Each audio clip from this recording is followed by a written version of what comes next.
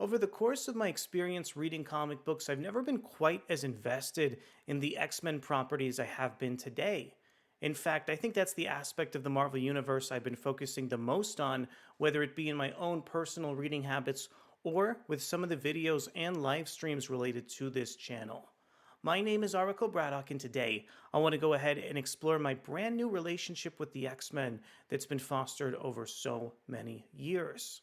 Just to explain why I feel so close and intimate with the X-Men line currently, I think it all started over in 2019 with the House of X and Powers of 10 miniseries.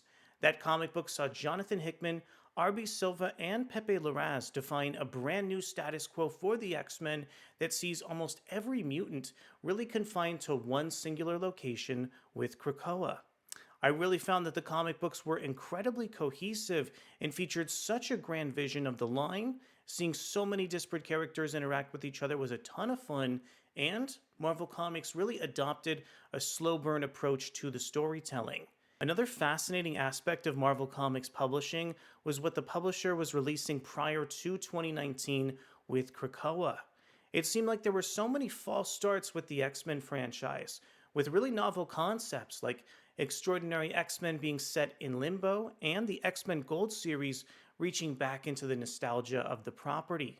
Fortunately, though, even following Krakoa, some of my fears were assuaged as Marvel Comics just recently launched the From the Ashes line of storytelling. Nearly each and every comic book within the From the Ashes series has referenced Krakoa to some extent, and I really feel like the publisher has kept some of those cohesive plot threads going even as we head into the next big chapter. One thing about From the Ashes that's a little bit disappointing is it doesn't have a singular concept like the idea of Krakoa. However, due to the fact that I think the meta-narrative here revolves around the X-Men healing from their wounds from the Island Nation, I think Marvel Comics actually made the right call.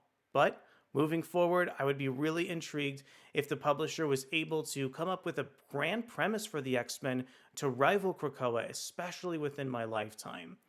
Giving the slow burn approach to Marvel's X-Men is such a wonderful way to write these really interesting characters that span, so many different places and even worlds. So those are some of my thoughts on why I've grown attached to the X-Men franchise over the past couple years. At one point when I was reading comics, I was really attached to the Green Lantern franchise. When Jonathan Hickman was previously working with titles like Fantastic Four and Avengers, I loved those series as well. And I really hope Marvel continues to adopt this strategy as well and foster some of these long-term plot threads nearly as long as they can possibly be published. I want to know from you, did you enjoy Marvel's Krakoan era? Are you sticking with the X-Men even after Krakoa, heading into From the Ashes? I'm curious to hear from you. Thank you so much for checking out this video. If you enjoyed, please be sure to like and subscribe, and I'll see you in the next video. Thank you.